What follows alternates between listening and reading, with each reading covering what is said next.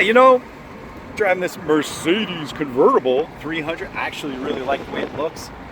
I'll tell you, the system is terrible. Audio system's terrible. Burmaster. Yeah, terrible. Terrible audio system, by the way. Took me a while to figure out how to tune it, and it was like everything was flat, as in most of the cars that I drive. But even when I adjusted the equalizer or whatever, the treble and the bass and the mid, it still sounds like crap. 99,000 miles. Good looking car with the blue. We're actually launching it because nobody was interested. I was a little surprised. I really thought that this would be a good, it would be a hot seller. But no, I don't know. Not really seeing a lot of people buying convertibles this year because I don't think that people have the money. And that's what the problem is. Nobody has excessive cash because, let's face it, people drive a convertible. This isn't their everyday car. This is like a fun little toy.